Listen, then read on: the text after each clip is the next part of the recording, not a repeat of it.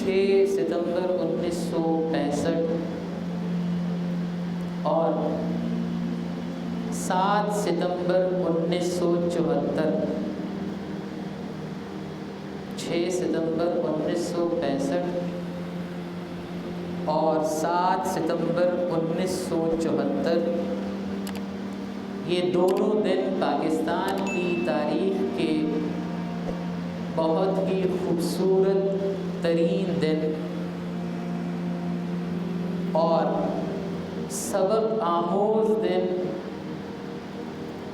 اور عبرت انگیز دن ہے۔ یہ خوبصورت دن بھی ہیں اس لیے کہ یہ دونوں دن مسلمانوں کی فتح یابی کے ہیں۔ یہ سبق آموز بھی ہیں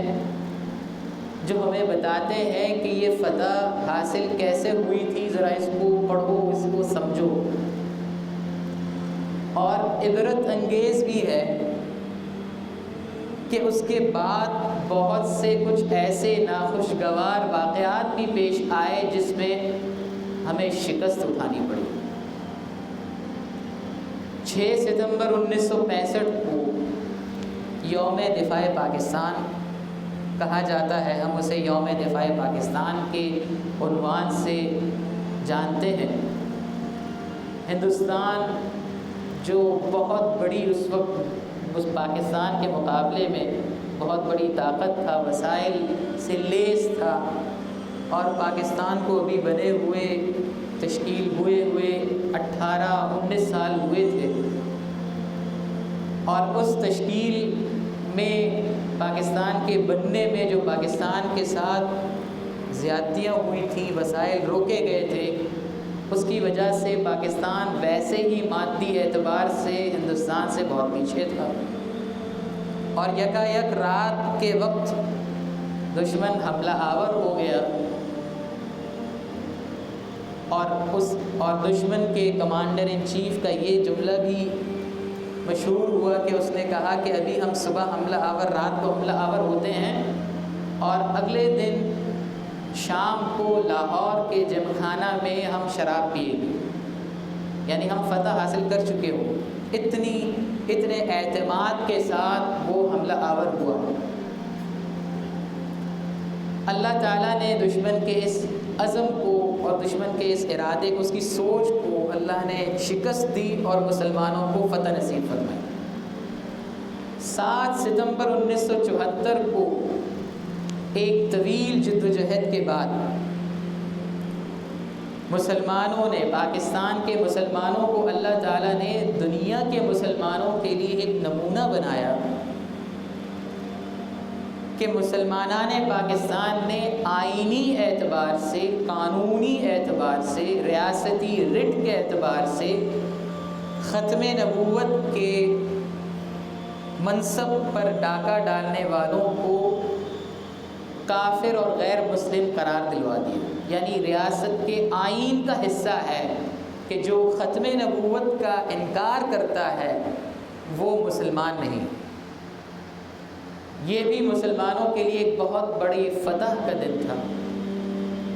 کہ آئینی اعتبار سے، ایک تو شرعی اعتبار سے تو یہ حکم واضح تھا، شرعی حکم تو واضح ہے کہ ختم نبوت مسلمانوں کا عقیدہ ہے، اس کے بعد کسی قسم کی نبوت کا کوئی بھی دعویٰ سراسر جھوٹا ہے، یہ تو ہماری شریعت کا حکم ہے۔ لیکن اس دعوے کو چیلنج کرنے والے اور اس منصب نبوت پر حملہ آور ہونے والوں کو غیر مسلم قرار دینا اور آئین کا حصہ بنوانا، یہ 7 ستمبر 1974 کو ہوا ہے، جو مسلمانوں کے لیے یقیناً ایک فتح کا دن۔ میں نے عرض کیا کہ یہ دونوں دن بڑے خوبصورت فتح کے دن، دوسری طرف یہ سبق آموز بھی ہیں۔ ان دونوں دنوں میں جو فتوحات ہمیں ملی ہے، دشمن کے خلاف ہمیں کامیابی ملی ہے، تو ان دونوں فتوحات کو پڑھنے سمجھنے کی ضرورت ہے کہ ان دونوں موقعوں پہ اللہ نے کامیابی ہمیں دی، تو ہمارے پاس وہ کون سے وسائل تھے، وہ کون سے ہتھیار تھے، ہماری سوچ کیا تھی، ہماری سوچ کا زاویہ کیا تھا، یہ ساری چیزیں ہم سمجھیں گے تو پھر ہمیں پتہ چلے گا کہ ہاں اس طرح کرنے سے کامیابی ملتی ہے۔ اور جو بعد میں شکست کا منہ دیکھنا پڑ رہا ہے یا ہمیں شکست کا منہ دیکھنا پڑا ہے، اس کی وجوہات بھی ہمیں سمجھ میں آنی شروع ہوں۔ اس حوالے سے میں نے سورہ آل عمران کی آخری آیت آپ کے سامنے تلاوت کی۔ سورہ آل عمران کے ایک تہائی کہیے یا ایک اچھا خاصا حصہ وہ ہے جس میں اللہ تعالیٰ نے غزوہ احد میں مسلمانوں کو جو شکست ہوئی تھی، غزوہ احد میں مسلمانوں کو جو شکست ہوئی تھی، اس شکست کی وجوہات کے بارے میں تعلیمات ارشاد فرمائی۔ دیکھو یہ ہوا تھا جس کی وجہ سے یہ ہوا،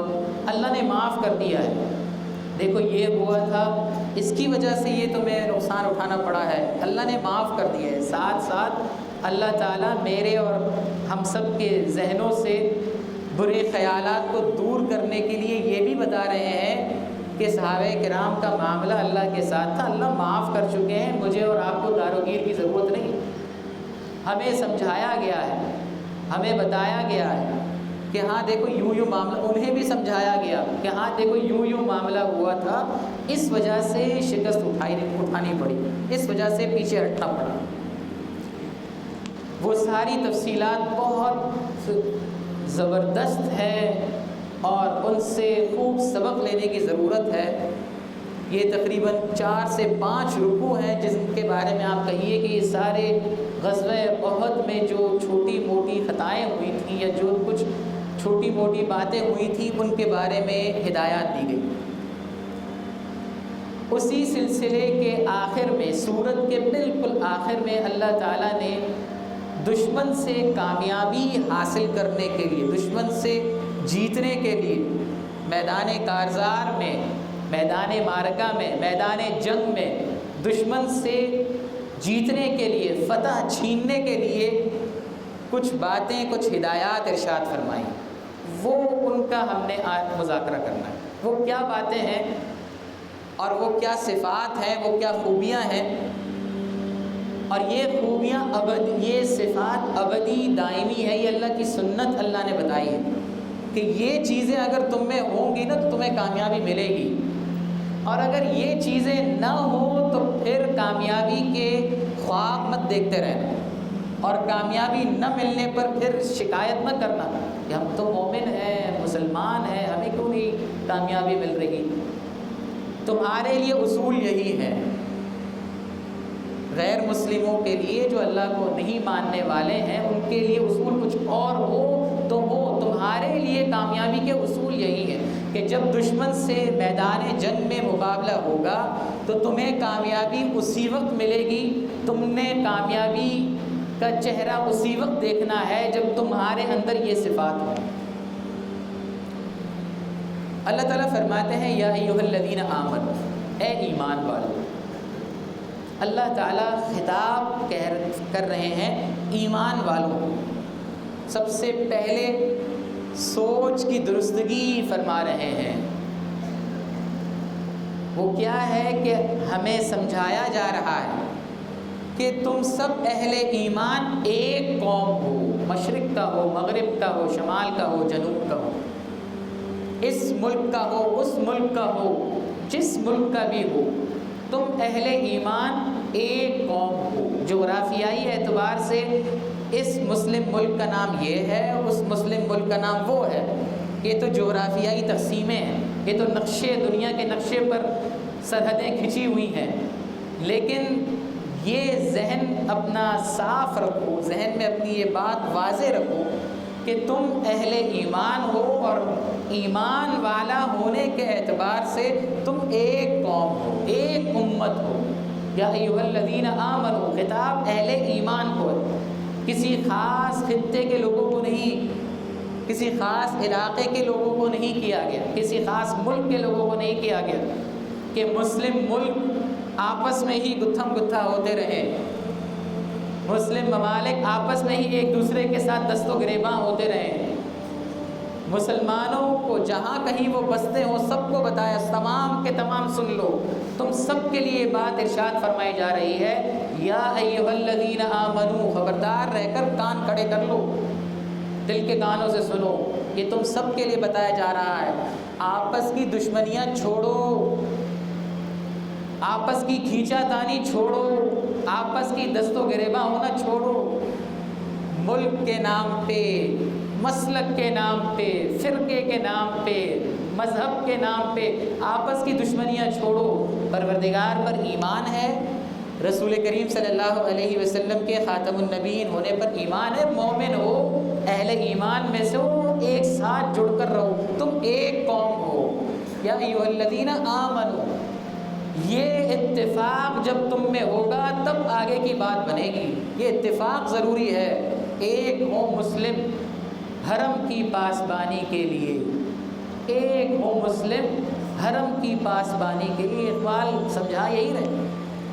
کہ مسلمانوں کو ایک ہونا چاہیے، جغرافیائی سرحدیں تو انتظامی مجبوریاں، یہ تو تعارف کا ایک سامان ہے، تمہیں ایک ہونا پڑے گا سب سے پہلے، یا ایھا الذین آمنو، سب ایک ہو جاؤ،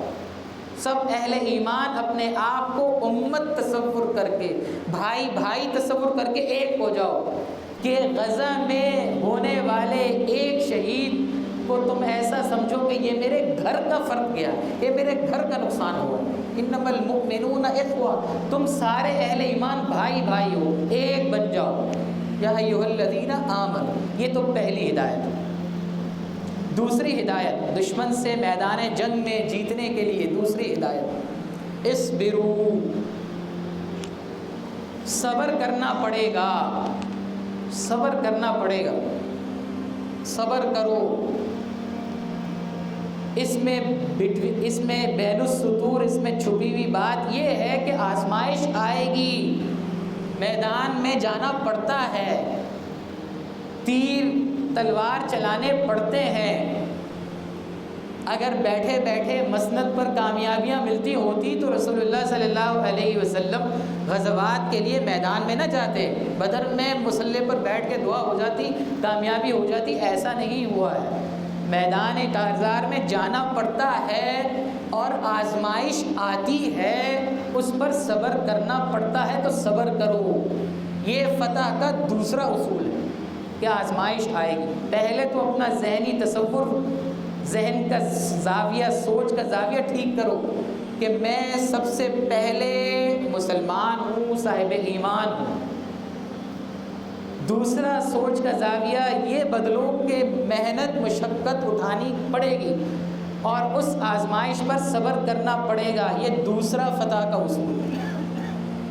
میدان معرکہ میں دشمن سے فتح کا دوسرا اصول کہ صبر کرنا پڑے گا، یوم دفاع میں بھی مسلمانوں نے صبر کیا ہے، میں نے تو میری عمر کے اعتبار سے میں نے تو یہ واقعات کتابوں میں پڑھے ہیں، آپ میں سے کچھ حضرات وہ ہوں گے ہمارے بزرگ جنہوں نے وہ حالات دیکھے ہوں، تو ہم نے تو یہی پڑھا ہے کہ اس 65 کی جنگ میں سپاہیوں نے اپنے جسموں کے ساتھ بم باندھ کر دشمن کے ٹینکوں کو تباہ کیا ہے، یہ صبر ہی تو ہے، یہ جان کی قربانی تو ہے، یہ مسلمان اور مومن ہونے کا ہی تو اظہار ہے کہ مجھے ایمان ہے، میں مومن ہوں، میں مسلمان ہوں، کہ یہاں تو میری جان جا رہی ہے لیکن مجھے حیات ابدی بھی مل رہی ہے، کہ ایمان کا اظہار تھا جبھی فتح ملی ہے، اور صبر کا اظہار تھا جبھی فتح ملی ہے، تو میدان معرکہ میں، میدان جنگ میں دشمن سے مقابلے کا دوسرا اصول صبر کرنا ہے، آزمائش آئے گی صبر کرنا ہے، تیسرا اصول صابرو، ثابت قدم رہنا ہے، مسلسل اگر آزمائش آ رہی ہو تو ہمت نہیں ہارنی ہے، ثابت قدم رہنا ہے،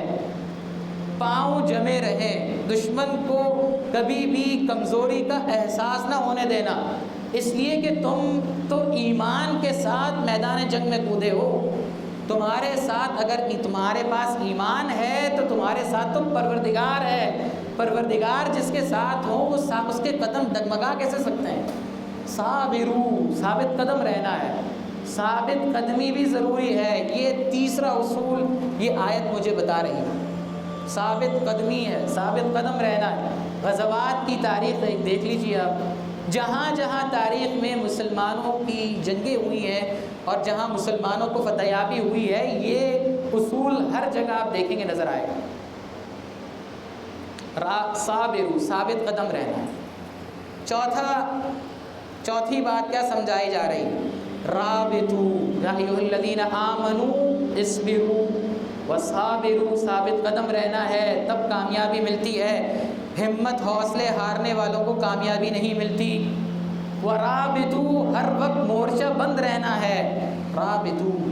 مورچہ بند رہنا ہے، مورچے پر کھڑے رہنا ہے۔ دشمن سے مقابلہ ہونا ہے تو پہلے سے تیاری پوری رکھنی ہے، پہلے سے ہاتھ پیر چھوڑ کر بیٹھنا نہیں ہے، عیاشیوں میں نہیں پڑ جانا ہے۔ جہاں مسلمان عیاشی میں پڑتا ہے وہاں مسلمان یہ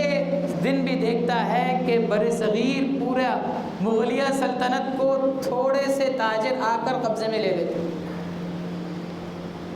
تو رابطو، مورچہ بند رہنا ہے، صبر، استقامت، مورچہ بندی، ہر وقت چاق و چوبند رہنا ہے، دشمن کے حملے کے لیے تیار رہنا۔ جب دشمنی ہے تو دشمن کبھی بھی حملہ کر سکتا ہے۔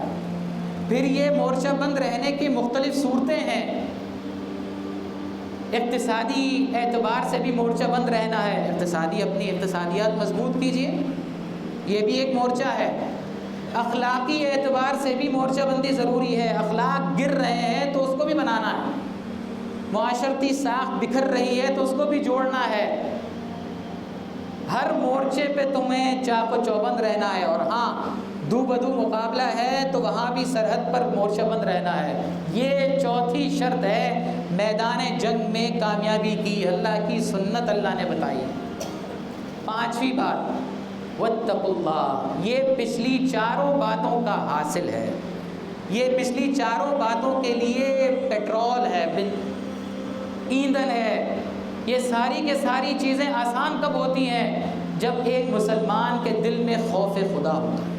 واتقوا اللہ، اللہ سے ڈرنے والا ہر صورت میں کامیاب ہے۔ اگر میدان کارزار میں گردن کٹتی بھی ہے تب بھی صحابی نعرہ لگاتے ہوئے جاتے ہیں، جنت نظر آتی ہے نا، فزت ورب الکعبہ، میں کامیاب ہو گیا۔ دشمن حیران ہے کہ میں جان لے رہا ہوں، لیکن وہ سامنے سے نعرہ لگاتا ہے میں کامیاب ہو گیا۔ وہ کامیاب کس وجہ سے ہوتے ہیں؟ ان کی زندگی میں یہ وصف ہوتا ہے، اللہ سے ڈرنا۔ واتقوا اللہ، اللہ سے ڈرو، اللہ سے ڈرو۔ عجیب سی بات ہے کہ میدان جنگ میں دشمن سے مقابلے کے دوران بھی یہ کہا جا رہا ہے کہ تمہارے دل خوف خدا سے لبریز ہونا چاہیے۔ خوف خدا اس وقت بھی تمہارے دل سے غائب نہیں ہونا چاہیے، خوف خدا نہ جائے ہاتھ سے۔ واتقوا اللہ، اللہ کا ڈر ہر وقت غالب ہونا چاہیے۔ اور اللہ کے ڈر کا مطلب کیا ہے؟ اللہ کے ڈر، تقویٰ کا سیدھا سادہ مفہوم یہ ہے کہ اللہ کے خوف اور اللہ کی محبت کے ساتھ، اللہ کا خوف بھی ہو اور اللہ کی محبت بھی ہو۔ یہ شیر سے اور جن سے اور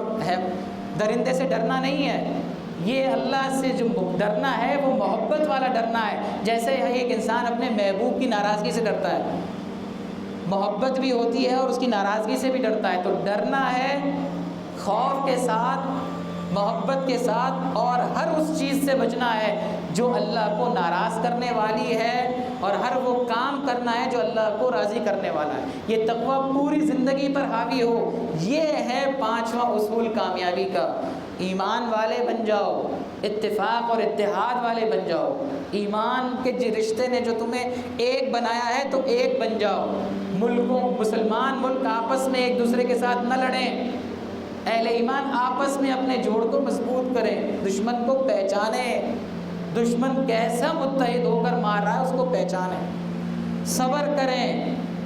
ثابت قدم رہیں، مورچہ بند رہیں۔ جہاں سے حملے کا خطرہ ہے وہاں مسلمان مورچہ بند رہیں۔